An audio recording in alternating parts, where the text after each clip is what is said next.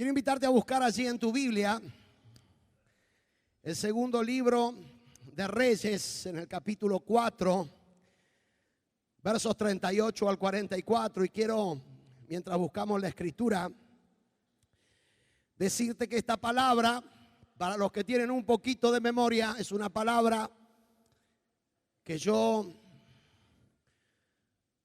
instruí o prediqué hace 8 años atrás. Quizás alguno tenga memoria, no importa eso, pero desde hace unos meses, un poco el Espíritu del Señor empezó a molestarme santamente, a motivarme para que nuevamente pueda compartir con ustedes esta palabra del incidente profético que protagonizó Eliseo allí en Gilgal, para aplicarlo a nuestro tiempo, a nuestras circunstancias y a la hora que estamos viviendo en nuestro país y en el mundo.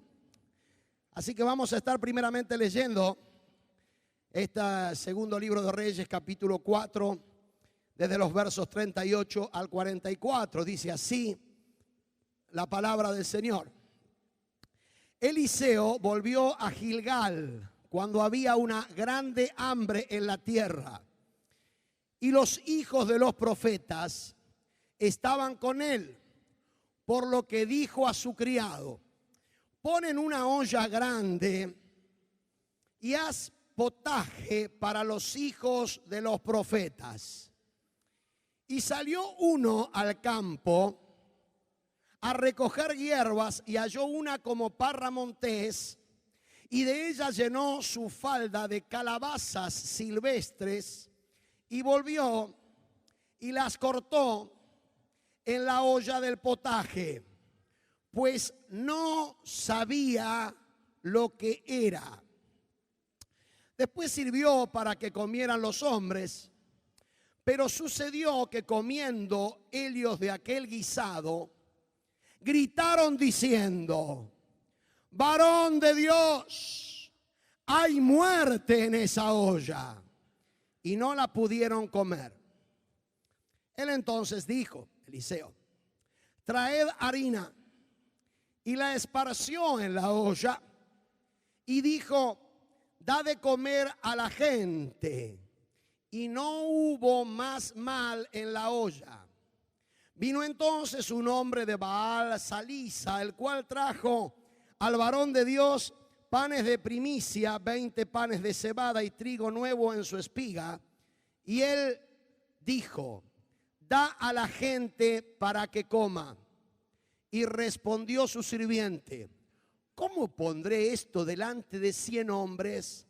Pero él volvió a decirle: da a la gente para que coma, porque así ha dicho Jehová: comerán y sobrará.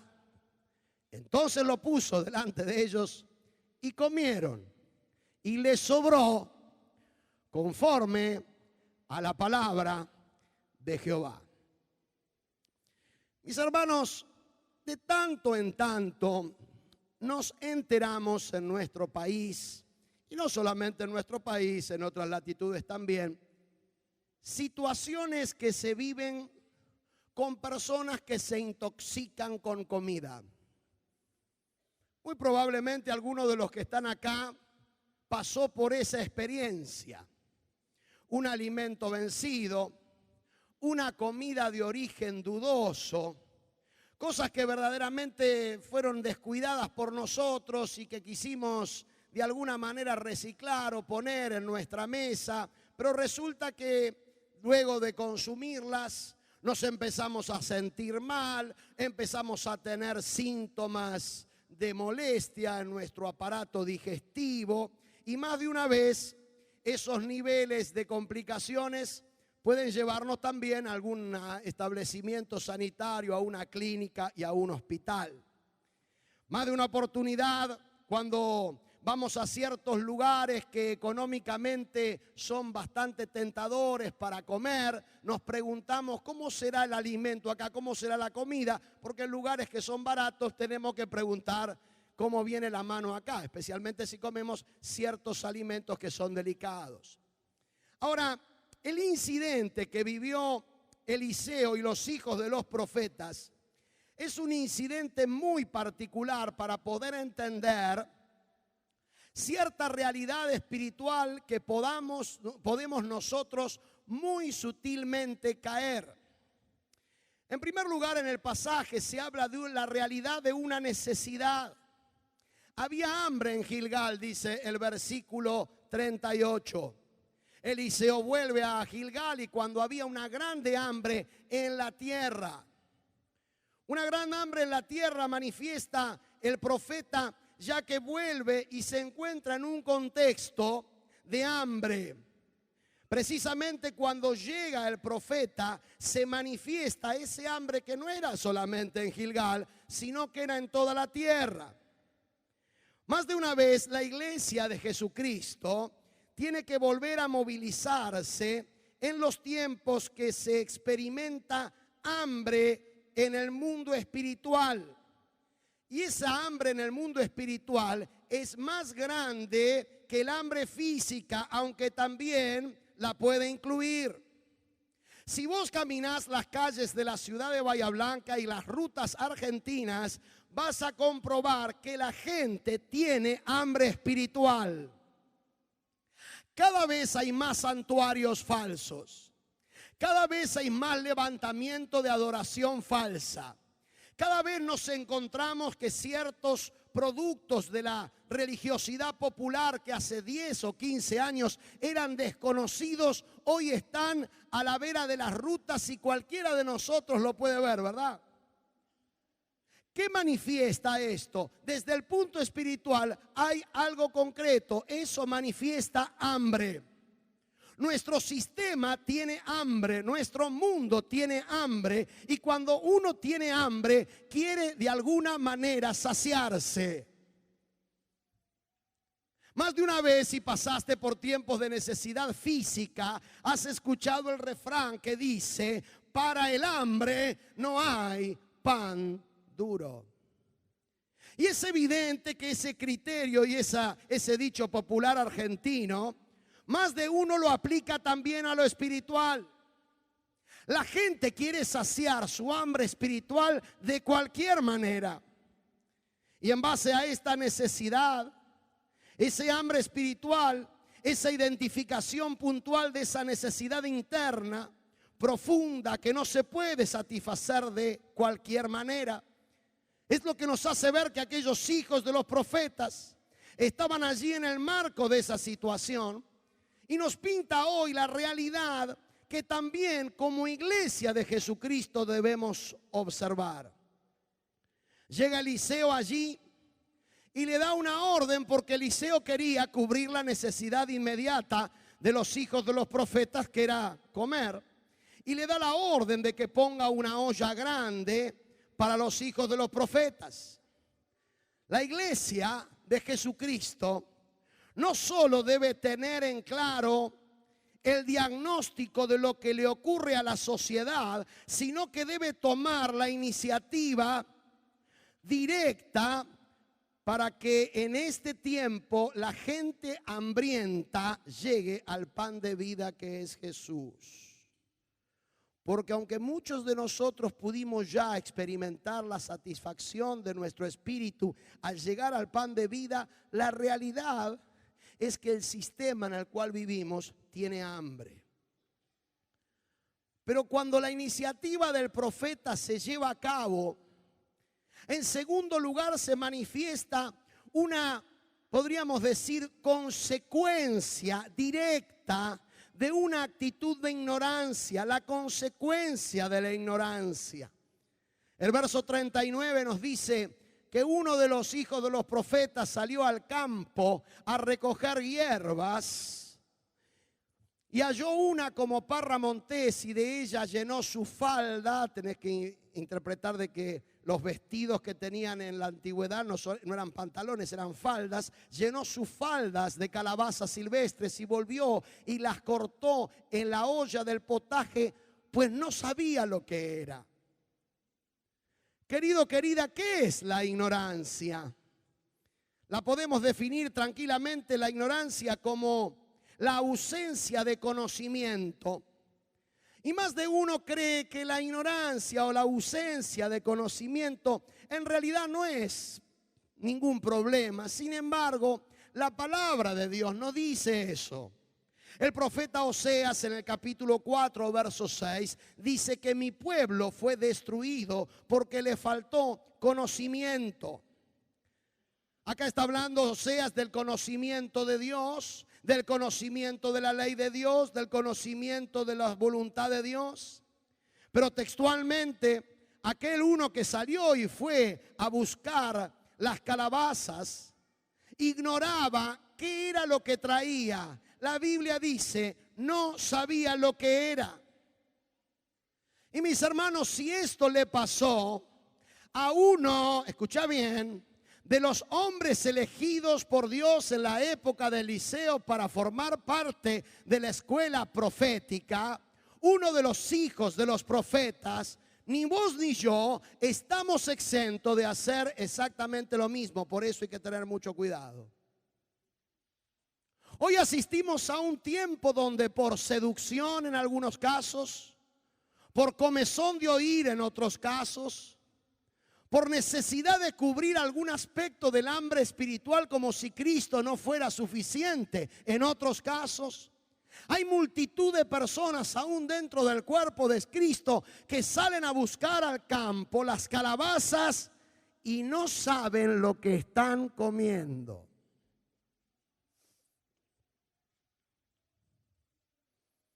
La iglesia de Dios en este tiempo, el pueblo de Dios, debe ser responsable de verificar los niveles de toxicidad de lo que está comiendo.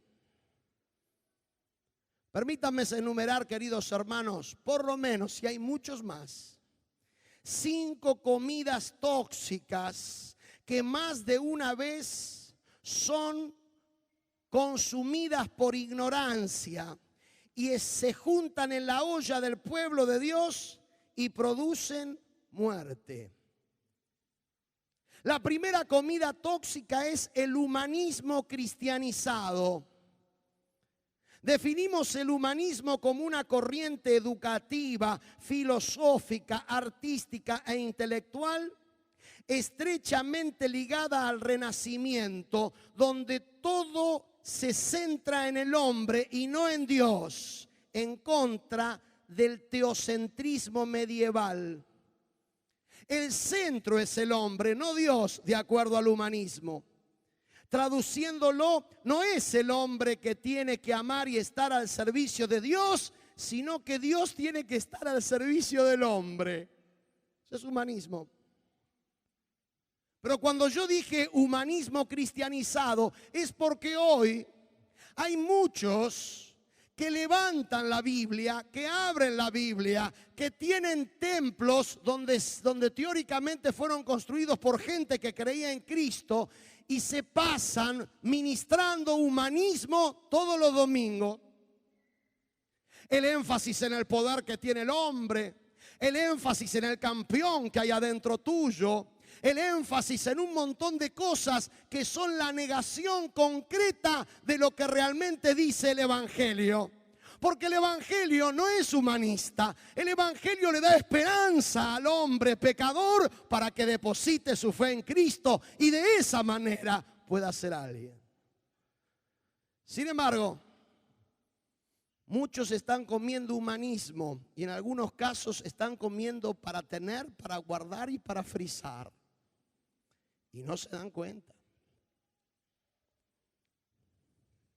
Por otro lado, hay muchos que están consumiendo la comida tóxica del hedonismo religioso. Es la doctrina, el hedonismo filosófica, basada en la búsqueda del placer como fin en sí mismo y la supresión del dolor como objetivo o razón de ser de la vida. El hedonista religioso solo busca sentirse bien, parar de sufrir. ¿Le suena eso? En su peregrinaje espiritual, si la visión de la iglesia no le da comodidad y el placer suficiente, buscará otro sistema que sí se lo dé, pues no está buscando al Señor ni servirlo a Él, sino sencillamente sentirse bien.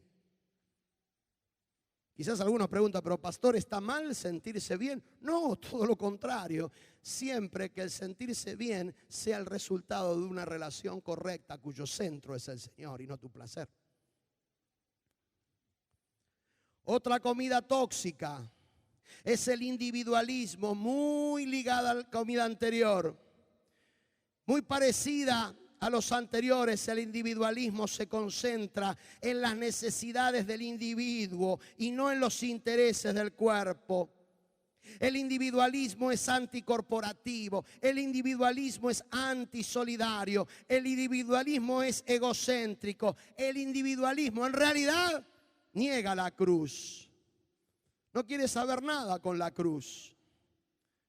Un joven se le acerca a Jesús y le dice, maestro, ¿qué tengo que hacer para heredar la vida eterna? Jesús le dice, los mandamientos conoces, y se los empieza a enumerar. Y este joven contento, gozoso, le dice, oh maestro, esto lo he guardado desde mi juventud. Y dice el Evangelio de Lucas que Jesús mirándole le amó y le dijo, una sola cosa te falta, anda, vende todos los bienes, dáselo a los pobres y después ven y sígueme. Y dice la Escritura que él se fue triste. ¿Saben por qué? Y porque amaba las riquezas. Sí, esa es parte de la verdad. La otra verdad es que él quería desarrollar un proyecto individualista.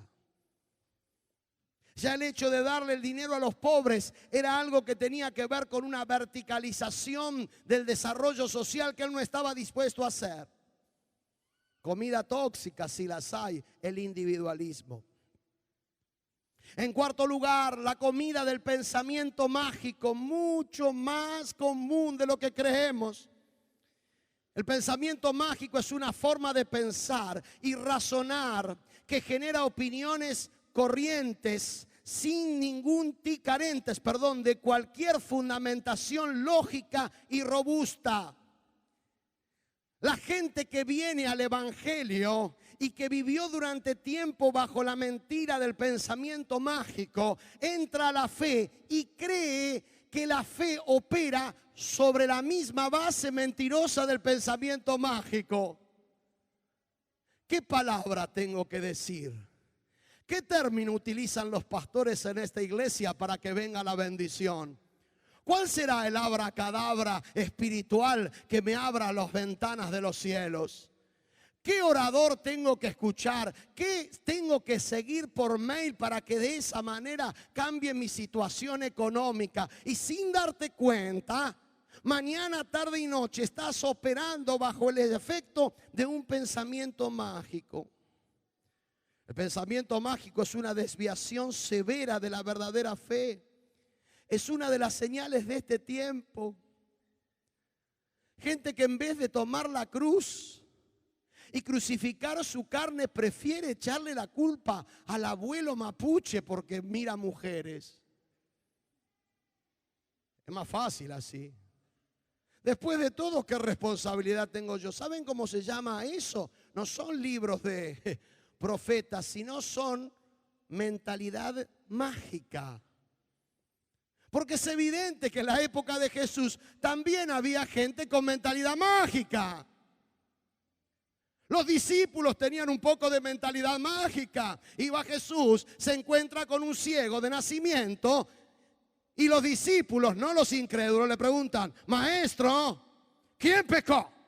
¿Este o sus padres? Mentalidad mágica. ¿Y qué le responde Jesús? Ni este ni sus padres, sino que está así para que la gloria de Dios se manifieste en él. El pensamiento mágico es aquel que vive en el pecado, pero que no tiene problema de depositar su dinero en un grupo religioso que le dice que para sentirse mejor por la culpa del pecado se puede comprar un jabón para que de esa manera el jabón verde lo descargue. Es acordar a Olmedo, ¿se acuerdan con Hermano Santa? Pensamiento mágico. Ahora, querido, querida, la Biblia dice claramente que la fe en Cristo viene por el oír y el oír palabra de Dios.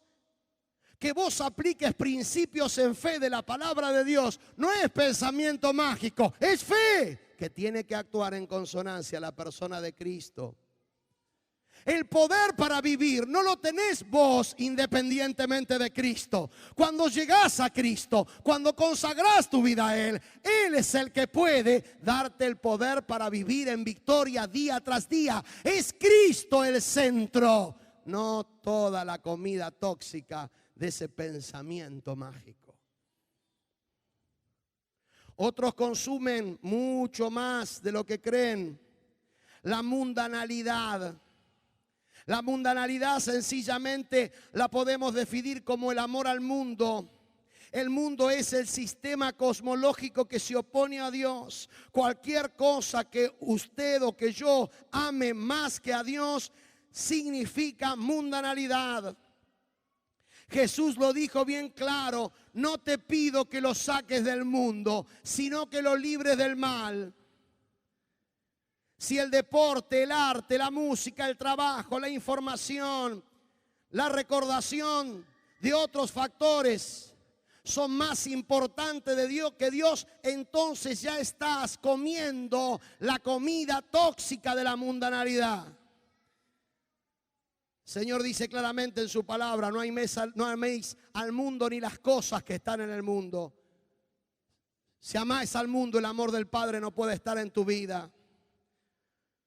Querido, la consecuencia de ignorar estas comidas tóxicas es que habrá muerte en la olla. Uno de los hijos de los profetas clamó allí y gritó: varón de Dios, hay muerte en esa olla.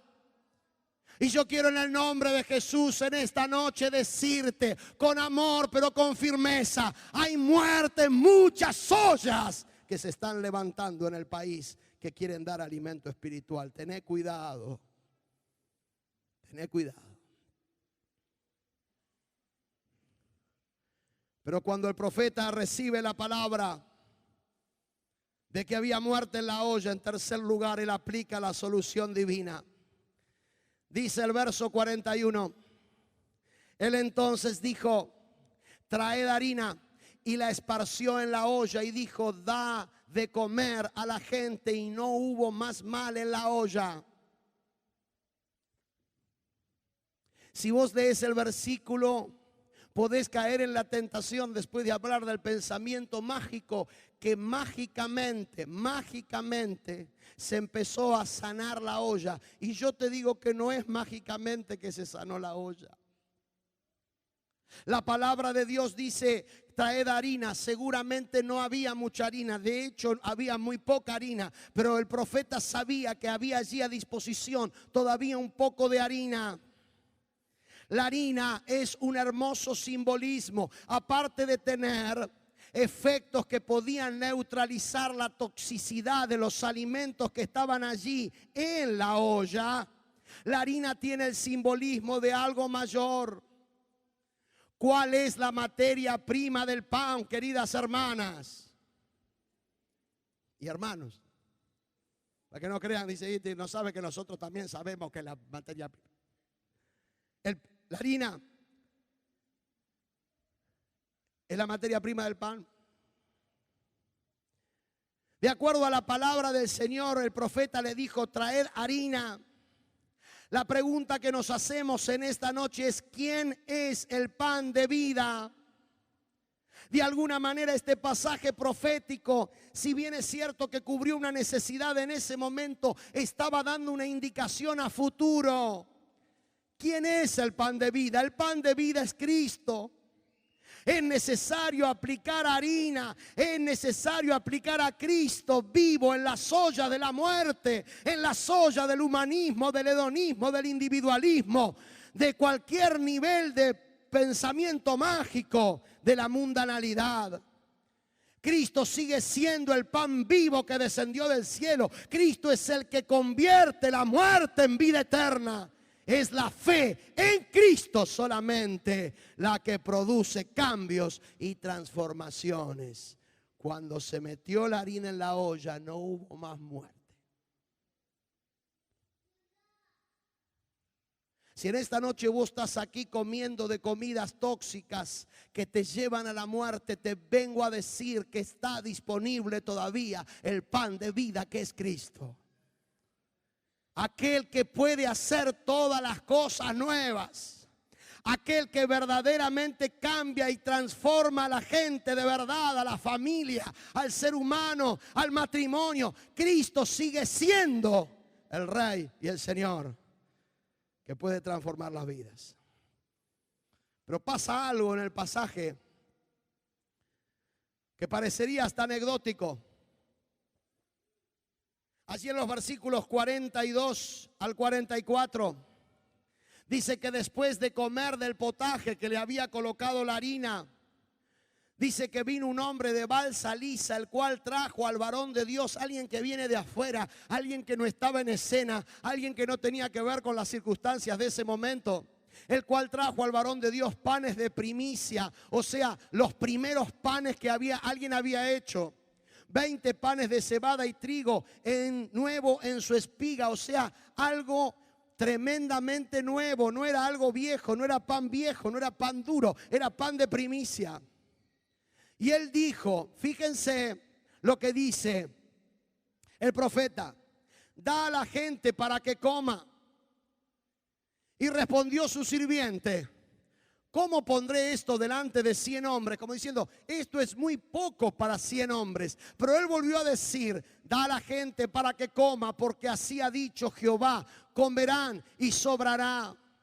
Y el sirviente lo puso delante de ellos y comieron y les sobró conforme a la palabra de Jehová. Los panes de primicia, los panes ya elaborados, los panes de trigo nuevo en su espiga, los panes para una alimentación milagrosa ya están disponibles en Cristo para miles que hoy están muertos de hambre caminando por las calles de Bahía Blanca.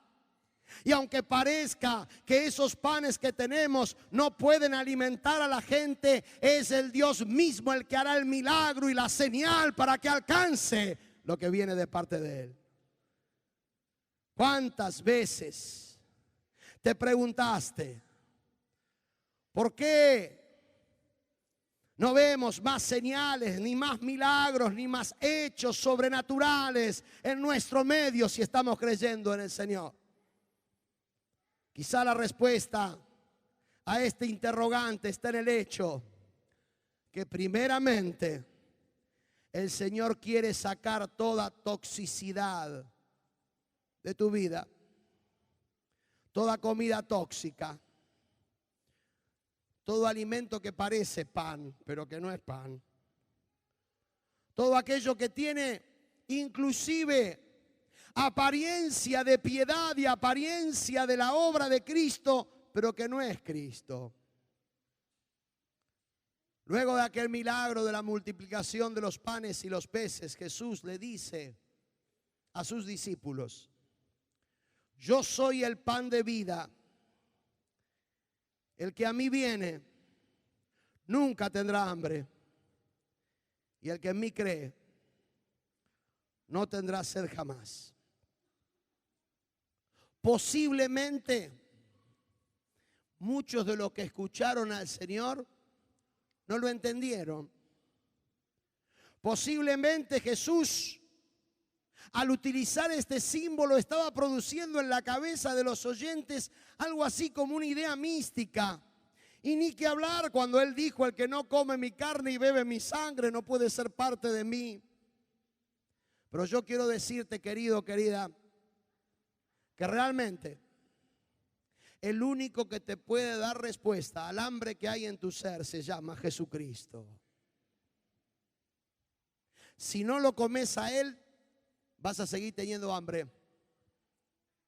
Vas a seguir saltando de aquí para allá para tratar en la medida de lo posible de que algún gurú satisfaga tu necesidad, de que alguna filosofía satisfaga tu necesidad.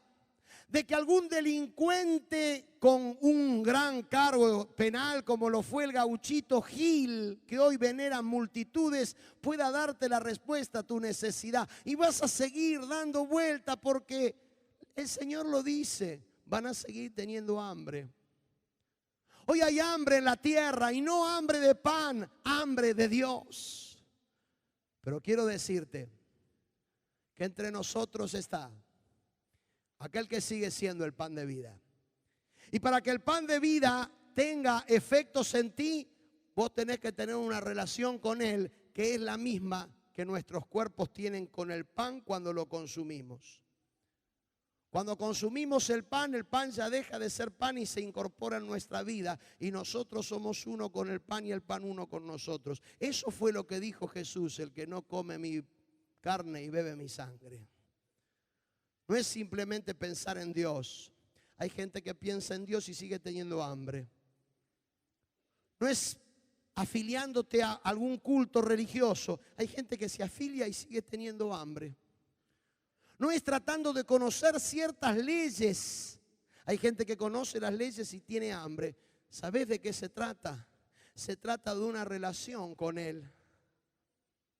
De aquel que no importa la porquería que hayas comido durante toda tu vida, está dispuesto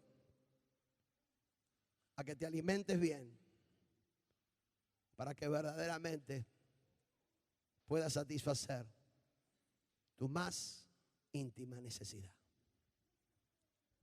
Cerra por un instante tus ojos, inclina tu rostro en sentido de reverencia.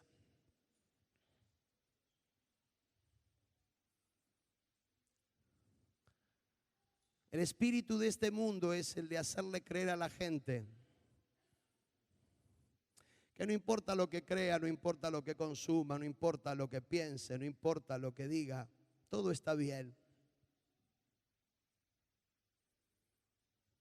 Muchos te dicen, tenés libertad para pensar, para creer lo que quieras. Y sí, claro que tenés libertad.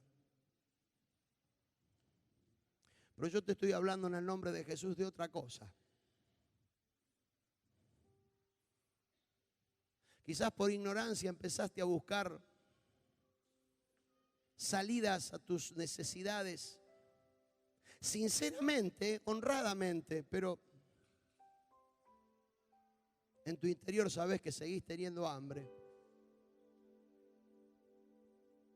Fuiste corriendo a comprar el último librito de humanismo cristiano que anda dando vueltas por ahí, a ver si encontrás una respuesta a tu necesidad con el librito, y seguís teniendo hambre.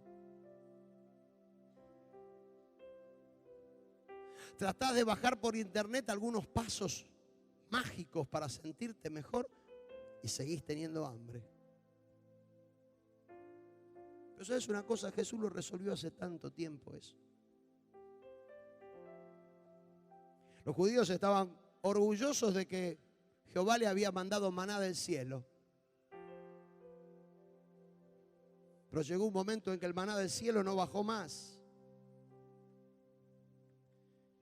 Y Jesús le dice, yo soy el verdadero pan del cielo. Dios envió a Jesucristo para que el hambre de la humanidad sea satisfecha. ¿A través de qué? A través de poner la confianza en Él. Porque si buscas religión vas a seguir sintiendo hambre. Si buscas humanismo vas a seguir teniendo hambre. Si buscas fórmulas mágicas vas a seguir teniendo hambre. Si buscas novedades en el profeta de turno que venga la próxima vez a la Argentina, vas a seguir teniendo hambre. Te lo digo con amor, te lo digo. Pero si pones la confianza en Jesús, si le decís, Jesús, yo quiero pasar de tener una relación de una creencia ambigua a una relación de fe profunda donde vos gobiernes y entres a mi vida.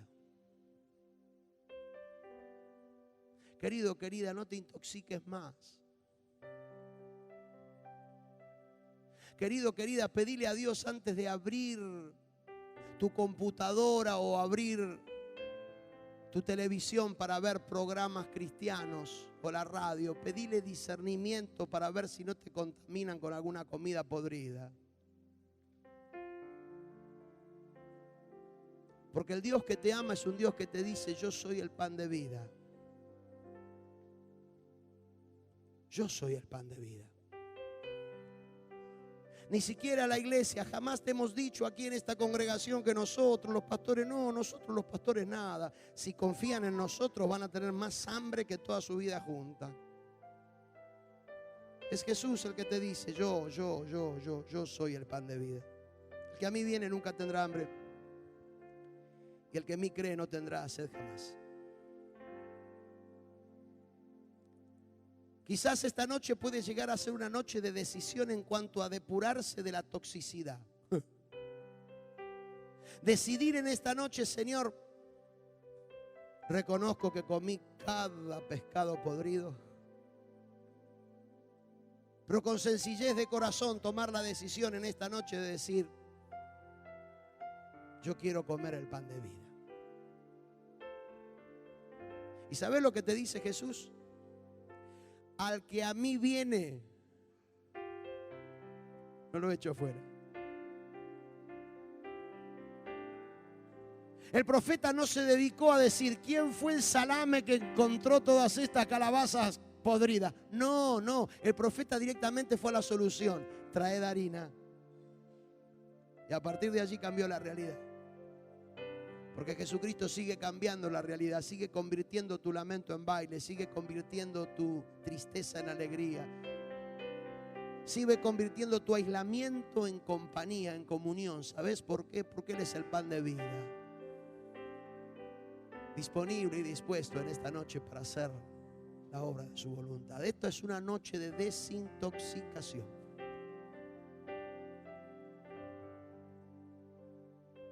Nadie te está juzgando. Hay un Dios que te está amando, pero que te está diciendo: cuidado.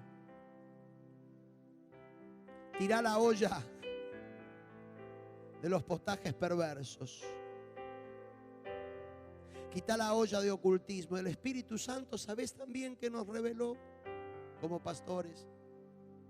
Que hay vidas preciosas, amadas por Dios, que están bajo un hechizo ministerial, que están bajo un tipo de hipnotismo de cristianos.